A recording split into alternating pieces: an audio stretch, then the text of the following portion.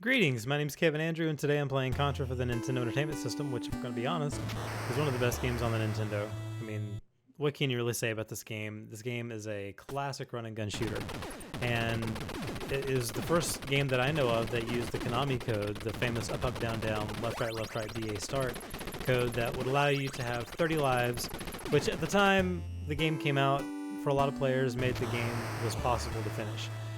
Otherwise, the game, it gives you 3 lives, 3 continues, and when you're done, you're done. So I'm going to try to play through it using 1 continue. I've done it a couple of times in the past. I haven't done it a lot, so we're going to see how well I do, and hopefully I can get reasonably far without using any continues, and preferably I like to beat the game. So, first time that I remember playing Contra, I'd actually borrowed a friend's Nintendo, and I went out and I rented the game, and I called him up and I told him that I had gotten it because I knew that he liked it. I'd never really played it that much, and he came over to the house to play it, and my parents said, "Okay, Kevin, dinner time," and my friend showed up and he said, "Oh, I can beat this game," and I was like, "No, you can't. It's ridiculous." And he said, "Yeah, I can," and he put in the Konami code. And I went and I ate dinner as he started playing the game, and I came back a little while later, and he was much further into the game than I thought that even existed. I mean, at the time, I didn't even know there were levels like after this level. I was so bad at it. And sure enough, he finished the game. And that was, honestly, it was the first time that I recognized that video games could be finished. I'd never seen a video game beaten before. I'd never seen the credits. I'd never seen anything like that. And especially for a game that was so just ridiculously hard, I don't know. It was kind of mind-blowing, and changed my perspective forever. You know, about whether or not games could be finished, or the finishability of a game or something. So yeah, he told me the Konami code, and of course that has been a staple in my brain, as many other, I'm sure is the case with many other people as well. I mean, gamers in the 80s, if you ask them what the Konami code is, they can tell you. I mean, anybody, pretty much any gamer can tell you what the Konami code is, even if you've never used the Konami code. But many, many years later, I would say the Konami code is not really necessary. I mean, it's at the time, it definitely made Contra possible for a lot of people, but I don't think it's that much harder. I mean, it's not really that hard when you compare it to other NES games. I mean, it's not anywhere near as hard as Ninja Gaiden, in my opinion. Nowhere near as hard as Super C, even the sequel to this game. I don't think this is as hard as that. Nowhere even remotely close to as hard as Battletoads. And basically every Mario game, definitely harder than Contra. So why the reputation for being so ridiculously hard? I think it was one of those, I don't know, I mean, one-hit kills. I think it was just one-hit kills, and at the time, people weren't really used to that on the Nintendo as far as like shooters go, because, I mean, I guess you had health bars or something. I don't really know. But a lot of people thought this game was next to impossible. So this level is interesting. If you play it on co-op, the one player jumps faster than the other player. When you run out of screen real estate at the bottom of the screen, the player who is at the bottom of the screen will die. So you really have to work together to not jump too far, too fast, which can be frustrating if you're not used to working with somebody. Oh no, I died! Oh no! Uh-oh, I'm in trouble now. Lost my spread. The spread I feel like is a little overpowered. But you know what? It's in the game, so it's fair use. So I just got an item, I'm blinking red and blue, and I got this item. It's the B item. I'm not sure what the B stands for, but it turns you invincible for a brief amount of time. Let me spread back. And this is usually the part of the game where I start to have to concentrate a little bit. The first two levels I think are pretty simple, pretty easy, but this is where you really kind of have to start paying attention. So if I go for brief periods of time without saying much, it's because I'm concentrating. I always thought this level had a really neat boss. And you're about to see him when we get to the top of this section. He's a large alien with fireball emitting arms.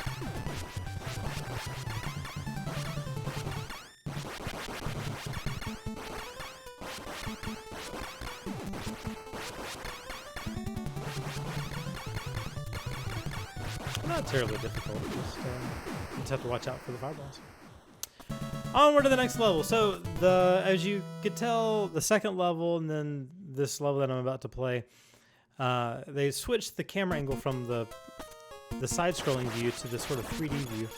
And at the time when the game came out, the first time that I played it, I did not enjoy these levels. I thought that they were dumb. Like I didn't understand them. I didn't understand why I was getting hit or what was even going on, really. I didn't know how to get past each room. I didn't recognize that you had to hit these targets to blow up the wall and then progress to the next area.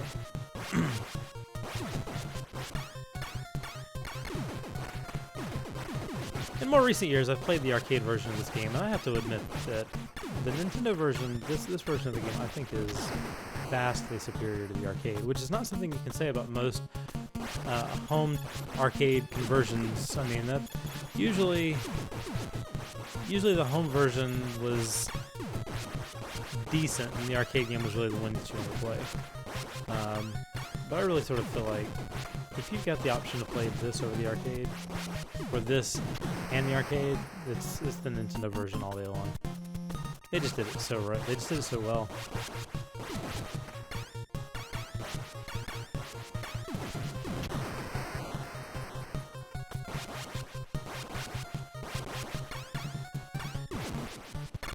I remember these red rolling pins, whatever they are. They used to kill me a lot when I was younger. So the R item, I just picked up an R item. The R item makes your bullets go faster. I think it's supposed to stand for rapid fire, but it basically just makes your bullets go faster, which I guess by extension makes it so that you can shoot faster. So I think the weapons of this game are really interesting. Basically you've got the machine gun, the shoots. You don't have to continuously press the button for the shoot. You have the fire weapon, and which is that right there. I don't want it. Oh no! That was close. Fire. There we go. So the fire. I don't know. I'm gonna get the fire at some point, I'm sure, and it shoots these little fireballs that kind of spin, and it's just I think it's just kind of weird. You have the spread, yeah, the laser. The laser is a good weapon. If you press the fire button rapidly when you have the laser, you basically just have like a little laser lightsaber at the end of your gun that you can run into enemies with, and it'll kill most enemies.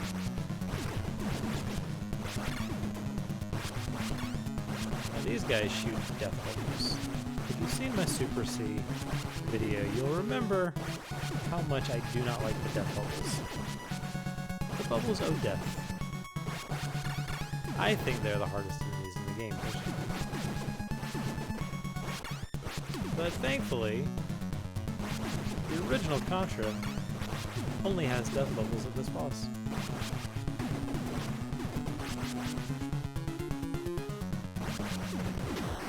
So as you can see, the spread weapon is good. The spread's really nice. I mean, it's overpowered.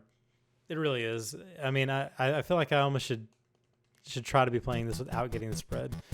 But right now, I'm concentrating on finishing the game, so I'm going to hold on to the spread as long as I can.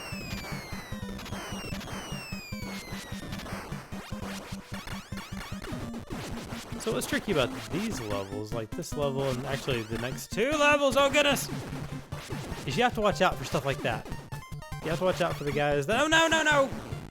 You have to be aware of enemies coming up, and that's irritating.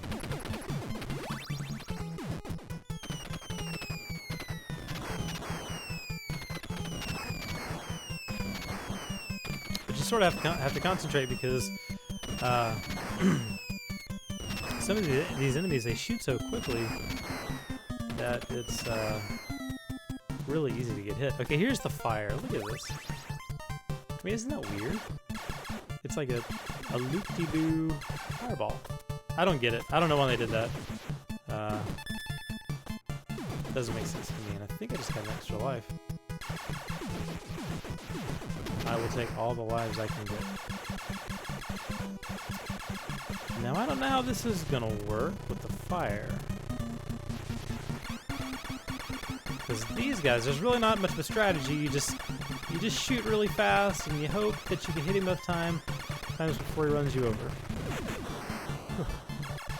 If you have the spread, this part is really easy. The spread and the laser just cut right through him.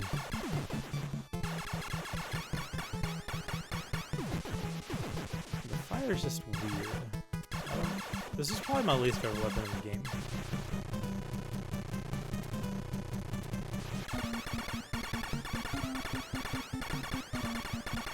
Oh, shoot faster.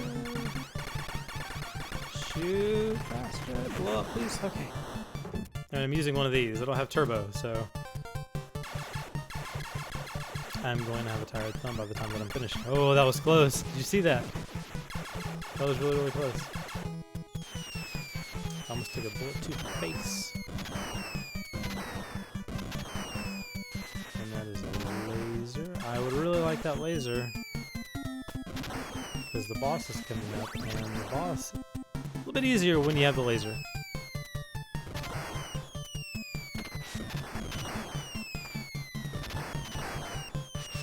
Yeah, see, if you press the shoot button repeatedly, you sort of have this laser jousting thing or whatever. You can just run into enemies. There we go. No, he hit me. Uh-oh. Okay, I thought I was in trouble. Whew. Onward to the next level. Now this level is a little tricky because there are these energy beams that are sort of motion activated, and they, like everything else in the game, kill you in one hit. But it's not always apparent how they're going to come out, so you really either have to memorize the section or just always be ready. Like this part, if you don't know what you're doing, you're gonna die here. There's just no two ways around it. There's no way to really know that you gotta wait for that. Yeah, things are not looking good for this playthrough. I have to die less. Duck? Duck again? Jump. Now, as a young player, these parts really confused me because I didn't know what was going on. I remember thinking to myself, how in the world is this even possible? Ah! I thought I made it over it. I do want that. Makes this whole next section a little bit easier.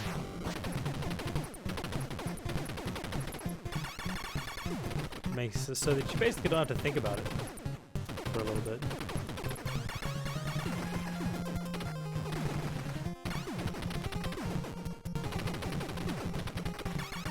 I really could use a better weapon. Okay, almost hit me. I really could use it. I'm not going to get another weapon. And here's the boss, and I'm using the pea shooter. He's not that hard. You just have to time your jumps right. He throws...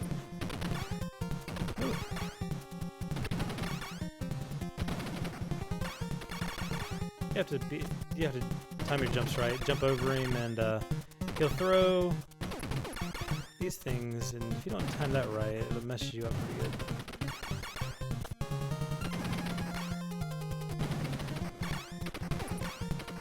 It's a little tricky.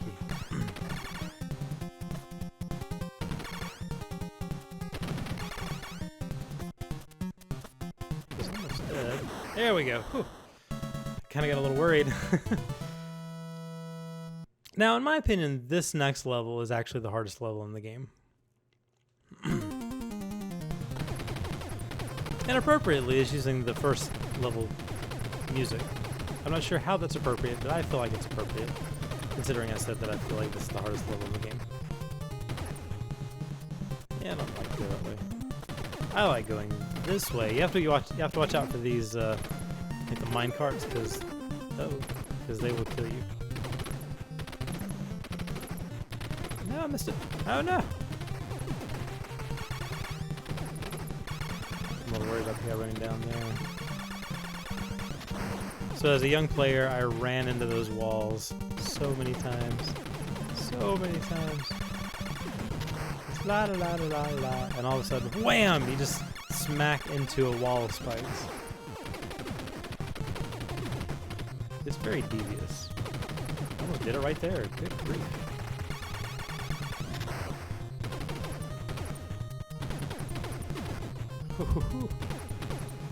That was close. Now, one thing I gotta say about these kinds of games. Oh no! I ran off the side of it! I can't believe I just did that. That means the, I know it's not lost.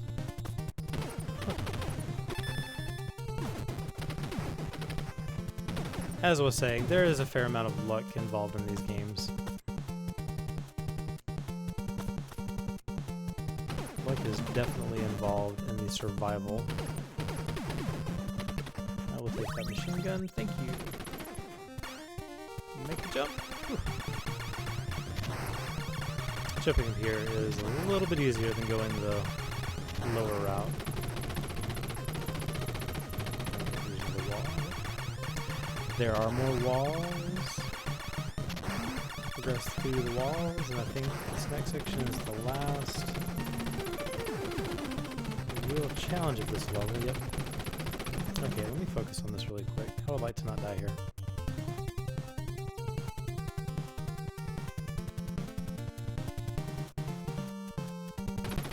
Okay. Doing okay.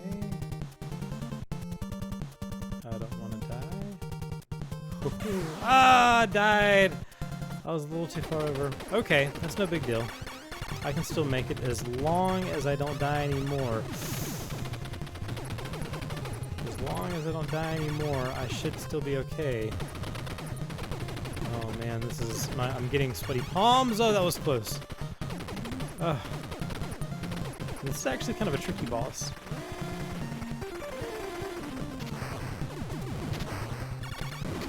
There we go. And here we are at the last level, which is one of those levels that is not actually that challenging, but you have to be patient. You just really have to be patient. Without patience, it is actually quite challenging.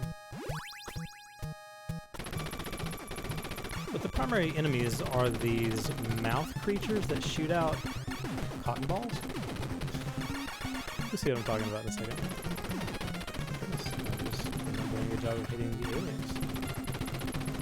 Really? Oh no, this is bad. I'm doing a really bad job.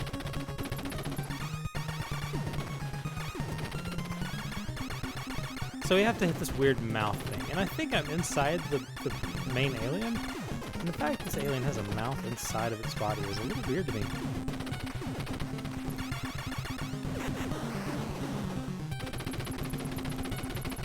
Onward we go, and the first weird purple cotton ball shooting aliens are here.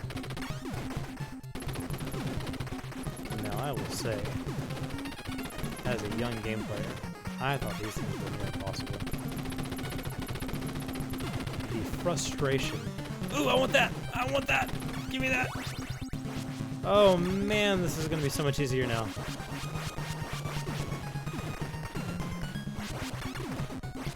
Look at this. Look how much easier this is now. It's almost silly. I mean, it really is just kind of silly how much easier the spread makes this game. It's so overpowered. It is really overpowered. I'm not even hitting him. Don't hit me, don't hit me! Hoo, hoo, hoo. I'm struggling to hit them for some reason. There we go.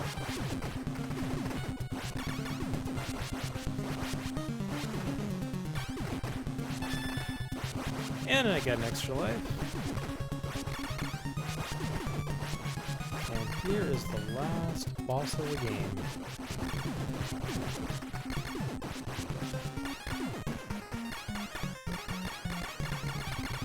So we want to take out the things that spawn the spiders on the bottom first. Oh no! Oh no! Almost there. Almost there. Okay, so now it's... Ah, he got me. We're still in good shape, though.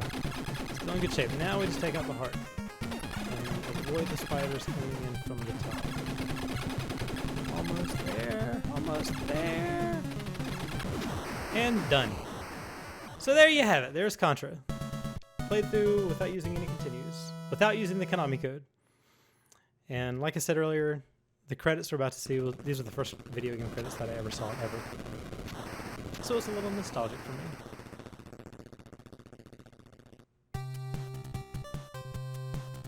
Congratulations, you've destroyed the vile Red Falcon and saved the universe. Consider yourself a hero. And that's pretty much all you get. Now we get to watch the credits, and then the game starts over.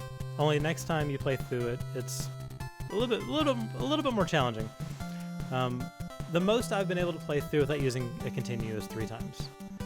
And after that, I don't know if it's because I'm just getting tired or if the game is actually getting progressively more challenging. But after about 3 times, I'm just like, I'm done. I can't do it anymore. So anyway, when the credits are done, I'm going to end this video. I hope you've enjoyed watching me play through Contra. Contra, like I said, is one of my favorite games on the Nintendo Entertainment System. And I think it's a staple for a lot of people in their, NES libraries. I mean, it's a fun game. It's a lot of fun to play co-op. It's a lot of fun to play single player.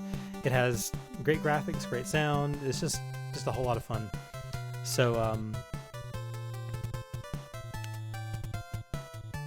anyway, if you like my video, give me a thumbs up. If you did not like my video, give me a thumbs down.